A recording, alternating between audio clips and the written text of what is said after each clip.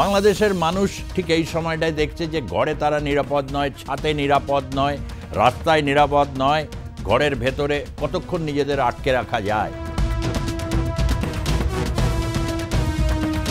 শেখ হাসিনা কি তখন বুঝতে পেরে গেছেন, বা সেনাবাহিনীকে তখন অ্যান্টিসিপেট করছেন যে 15 বছরের পুঞ্জীভূত রাগ যন্ত্রণা যেভাবে ভেন্টিলেটেড হচ্ছে সেটাকে হতে দেওয়া যাক, তারপর বাংলাদেশে নতুনভাবে তৈরি করা যাবে।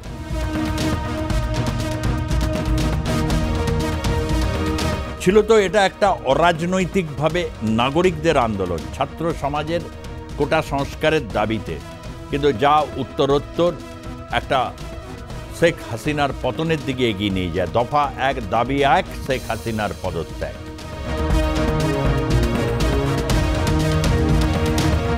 তাদের এই যে ভারত বিদ্বেষটাকে অবলম্বন করে তারা বাংলাদেশে একটা প্রবল মেরুকরণের রাজনীতি তৈরি করেছে, এবং এই মেরুকরণের জন্য আজকের বাংলাদেশ 5 তারিখের পর থেকে একটা দিন বলুক যেখানে নিরুপদ্রবে মানুষ থাকতে পেরেছে।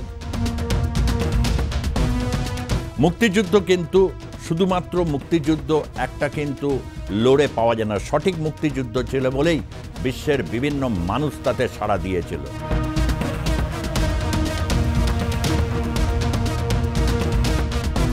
অন্তত সংখ্যালঘুদের, গুটি কয়েক সংখ্যালঘু, 7 থেকে 7.5% সংখ্যালঘুকে অন্তত চাপে তো রাখা যাবে, মানবতার জীবন তো তাদের জন্য দেওয়া যাবে।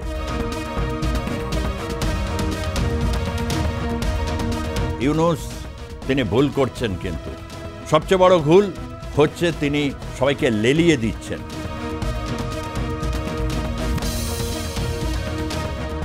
দু 2024 সালের ঠিক এই সময়টা গোটা বাংলাদেশ জুড়ে এক তীব্র উত্তেজনা, টেনশনের মাত্রা তখন চরমে। প্রত্যেক দিনই শত শত লাশ জমা হচ্ছে, চারিদিকে গুলি চলছে বা কোথাও হচ্ছে সাউন্ড গ্রেনেড নিক্ষিপ্ত হচ্ছে, আহত হচ্ছেন, ঢাকা মেডিকেল কলেজে উপচে পড়ছে ভিড়। আর এই বঙ্গে বসে আমরা ভাবছি তখন যে কি হতে চলেছে। সকলেরই উত্তেজনা, টান টান পরিস্থিতি, সে কলকাতা প্রেস ক্লাব হোক বা ঢাকার প্রেস ক্লাব হোক, একই চিত্র। সমস্ত সাংবাদিকদের মধ্যে তখন কৌতূহল তখন এটাই যে আদৌ শেখ হাসিনা তার রেজিমকে রক্ষা করতে পারবেন।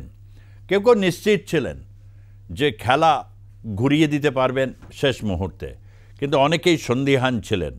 তার কারণ বাংলাদেশে, আগেও আমি এই কথাটা বলেছি, ভিডিও করার অনেক আগে থেকে টেলিভিশন বিভিন্ন প্রোগ্রামে এই কথাটা বলতাম যে বাংলাদেশে যে সরকার সেটা নাকি বলা হচ্ছে এখন নিশিরাতের সরকার। 2014 সালের নির্বাচনে মাঝরাতে ভোট হয়ে গিয়েছিল। ভোটের নামে প্রহসন, ভোটের নামে নানা কিছু ক্রিয়াকলাপ, এবং জোরসে ওসমানের মতো লোকেরা বলতেন খেলা হবে। তো যখন জনগণ খেলতে নামে একত্রিতভাবে, তখন কিন্তু কোনো দলের পক্ষে যার জনভিত্তি খুবই সুদৃঢ়, সেই আওয়ামী লীগ, তখন সত্যিকারের খেলে ওঠা যায় না, তখন একদম সম্মুখ সমরে নেমে যায়। বাংলাদেশের মানুষ ঠিক এই সময়টায় দেখছে যে ঘরে তারা নিরাপদ নয়, ছাদে নিরাপদ নয়, রাস্তায় নিরাপদ নয়, ঘরের ভেতরে কতক্ষণ নিজেদের আটকে রাখা যায়। তাই অনেকেই নেমে পড়েছিলেন রাস্তায়। এদিকে ছাত্রলীগ, যুবলীগ তারা প্রাথমিক স্টেজে কিছু তারা রেজিস্ট্যান্স দেওয়ার চেষ্টা করেছিল, কিন্তু দেখছে ওবায়দুল কাদের কোনো নির্দেশনা আসছে না। শেখ হাসিনা কি তখন বুঝতে পেরে গেছেন, বা সেনাবাহিনীকে তখন অ্যান্টিসিপেট করছেন যে 15 বছরের পুঞ্জীভূত রাগ যন্ত্রণা যেভাবে ভেন্টিলেটেড হচ্ছে সেটাকে হতে দেওয়া যাক, তারপর বাংলাদেশে নতুনভাবে তৈরি করা যাবে। রাষ্ট্রপতি শাহাবুদ্দিন চুপ্পু তখন পরিস্থিতি বুঝে গেছেন। পরিস্থিতি বুঝে তিনি তখন সেনাবাহিনীর নির্দেশ মতোই তিনি তখন প্রস্তুত হচ্ছেন। তার কারণ যে কোনো সময় অনেক কিছুই ঘটে যেতে পারে। তথাপি এই সময়টার জন্য বহু মানুষের একটা ইচ্ছা ছিল, বহু সাংবাদিক থেকে শুরু করে বহু চিত্র তারকা, এমনকি যারা ইন্টেলেকচুয়াল বলে খ্যাত বুদ্ধিজীবী, সে ফরহাদ মাজারই হোক বা ডক্টর সলিমুল্লাহ খানের মতো ব্যক্তিত্বরাই হোক, তারা তখনও পর্যন্ত সোচ্চারে কিছু না বললেও তারা সকলেই প্রহর গুনছেন। তার কারণ তার পরবর্তী ক্ষেত্রে তাদের অনেকগুলো সাক্ষাৎকার বেরিয়েছিল, 6 তারিখ, 7 তারিখ, 8 তারিখ। সেই সাক্ষাৎকারে তারা অপেক্ষা করছিলেন এবং দিন গুনছিলেন এবং এই রেজিম কি করে অবসান হবে। কিন্তু তার সাথে একটা সাবধানবাণীও তারা শুনিয়ে রেখে দিয়েছিলেন, শান্তি কি প্রতিষ্ঠিত হবে শিওর তারা কখনোই ছিলেন না। তার কারণ যে নতুন শক্তি আসছে, সে শক্তি তো কোনো রাজনৈতিক দল নেতৃত্ব দেয়নি, ছিল তো এটা একটা অরাজনৈতিকভাবে নাগরিকদের আন্দোলন, ছাত্র সমাজের কোটা সংস্কারের দাবিতে। কিন্তু যা উত্তরোত্তর একটা শেখ হাসিনার পতনের দিকে এগিয়ে নিয়ে যায়। দফা 1 দাবি 1 শেখ হাসিনার পদত্যাগ। এবং এই ইতিহাস যখন 5 তারিখের পর হলো, তার আগের রক্তপাত, তার আগের সমস্তগুলোকে বেমালুম ভুলে গিয়ে শুরু হলো এক প্রতিশোধের আগুনে জ্বলে ওঠা এক শ্রেণীর বেপরোয়া রাজনীতিক, এবং তার সাথে সাথে হচ্ছে গুন্ডারা। রাস্তায় নেমে পড়ল হচ্ছে বিভিন্ন ধরনের গুন্ডারা, হাতে তাদের ডান্ডা, টার্গেট তাদের আওয়ামী লীগের কর্মী সমর্থক, ছাত্রলীগ, যুবলীগ সবাই, এবং তার সাথে সংখ্যালঘুরা। কেউ কেউ একটু বললেন বিষয়টা কিন্তু খুব একটা ভালো হচ্ছে না, সংখ্যালঘুদের উপর অত্যাচার হচ্ছে। আওয়ামী লীগের উপর অত্যাচার হওয়াটাকে বৈধতা কেউ কেউ না দিলে, আমি যেমন ডক্টর সলিমুল্লাহ খানের একটা ইন্টারভিউ শুনেছিলাম, বৈধতা না দিলেও সংখ্যালঘুদের উপরে এই অত্যাচারটা কি ঠিক হচ্ছে? তৌহিদি জনতা বা কৌমি জনতা একটা ইসলামিক শাসনতন্ত্রের নামে এক শ্রেণীর হচ্ছে গুন্ডা বদমাইশ, তারা নেমে পড়ল হচ্ছে একেবারে গণ উল্লাসে, তারা তখন ঝাঁপিয়ে পড়ছেন বিভিন্ন হচ্ছে সংখ্যালঘু পরিবার। ট্যাগ কী দেওয়া হয়েছিল? এরা আওয়ামী লীগের একেবারে বোনাফাইড সমর্থক, মানে এরা জন্মমাত্র সংখ্যালঘুরা আওয়ামী লীগের সাথেই নাকি তারা ভোট দেয়, মানে জীবনের প্রথম ভোট দিতে শেখে আওয়ামী লীগকে দিয়ে এবং শেষ ভোটও নাকি আওয়ামী লীগকেই তারা দেয়।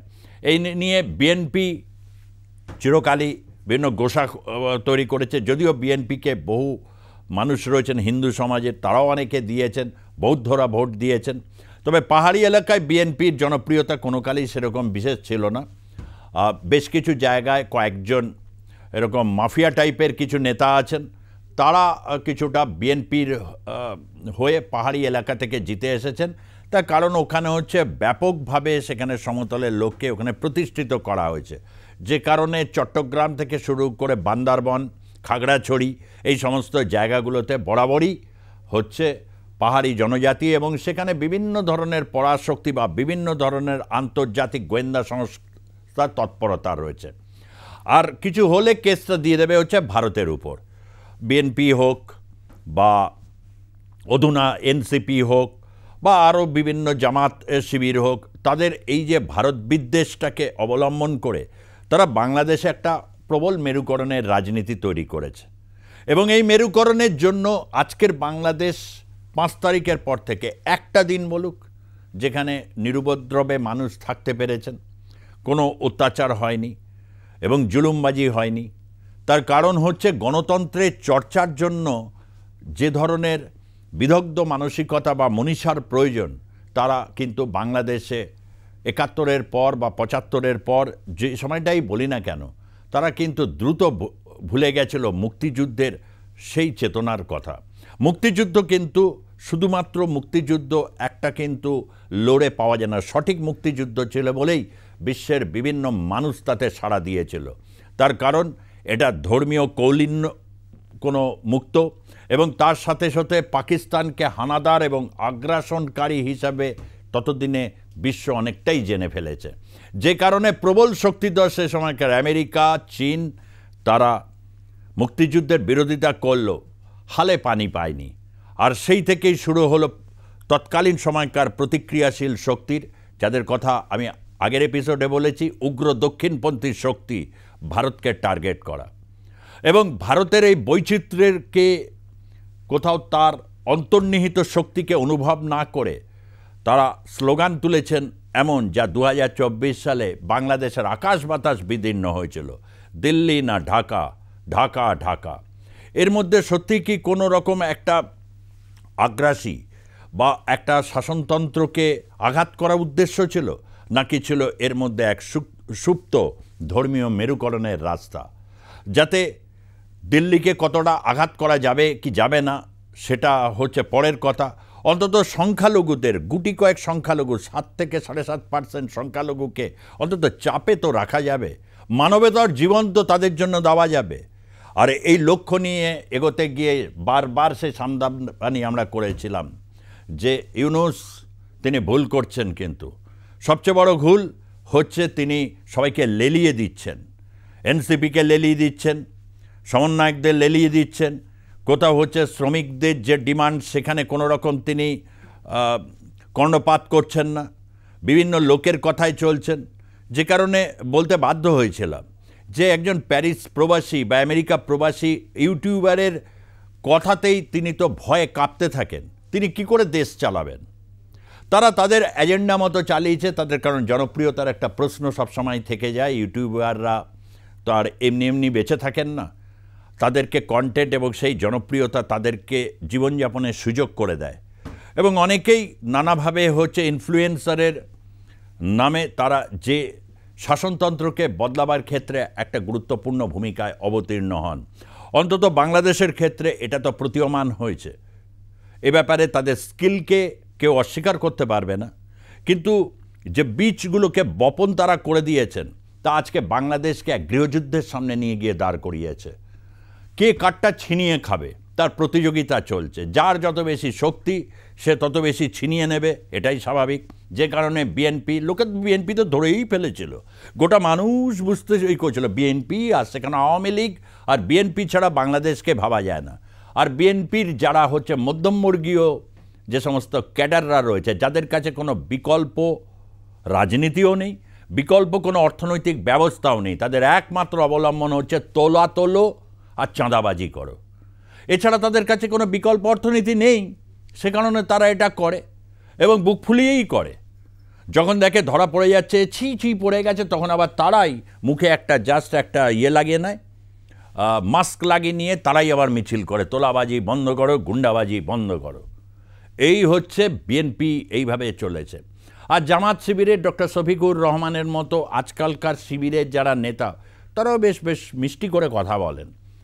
ডাক্তার শফিকুর রহমান কথা বলেন, তিনি যখন 5ই আগস্টের পর মন্দির পাহারা দেওয়ার নির্দেশনা দিয়েছিলেন, সবাই ভাবল যে সত্যি আক্রান্ত হিন্দু সমাজ, যাদের কোনো মান মর্যাদা বলে কিছুই নেই ওই দেশে, অনেক বড় বড় লেকচার দেন, অনেক বড় বড় বুদ্ধিজীবীরা লেকচার দেন, এবং সেটাকেও তারা জায়েজ বানিয়ে দেন যে হিন্দু ব্রাহ্মণ্যবাদ এসবের বিরুদ্ধে গরম কথা বলে সেই সমস্ত দলিত মানুষ থেকে শুরু করে বহু মতুয়া সম্প্রদায়ের মানুষ রয়েছেন, তাদের উপরে এই নির্বিচার আক্রমণ, হত্যা, বলাৎকারকে তারা জায়েজ বলে প্রতিপন্ন করেন।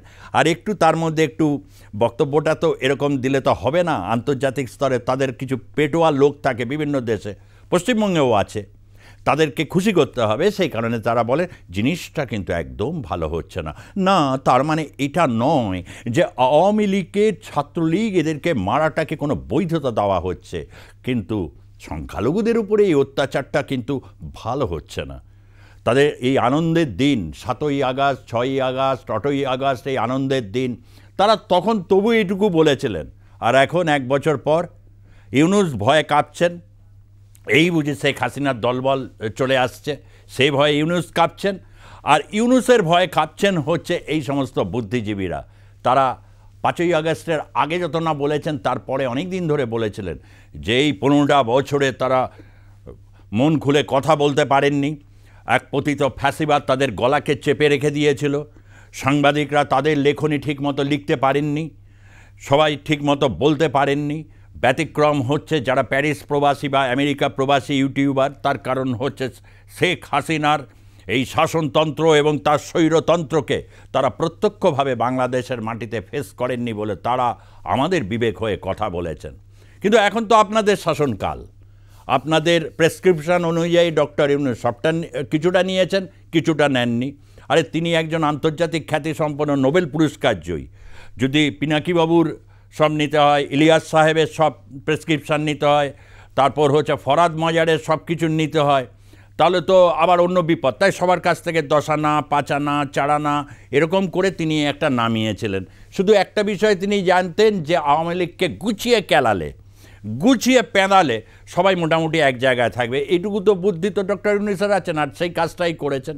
যে কারণে আওয়ামী লীগ এখন আসার মতো জায়গায় আছে কিনা আদপেই কেউ জানে না, শুধু নামটুকু বললেই সকলেই ভয়ে কাঁপছে। ইউনূস তো ভয়ে একদম কাঁপছেন রীতিমতো। তাই মাঝে মধ্যেই সমস্ত মিটিং হচ্ছে, সর্বদলীয় বৈঠক। শোনো, আক্রমণ যদি নেমে আসে সবাই যেন এক জায়গায় আমরা থাকতে পারি। তার কারণ 1 বছর পর মানুষ আর তাদের পাশে থাকবেন না। শেখ হাসিনা যেরকম নিয়ন্ত্রণ করতে পারেননি, তিনি ভেবেছিলেন যে এইভাবে বোধহয় চলতে পারে। আমি বারবার মালয়েশিয়ার উদাহরণ দিলাম। মালয়েশিয়াতে কিভাবে নির্বাচন হয় বাংলাদেশের মানুষ খুব ভালো জানেন।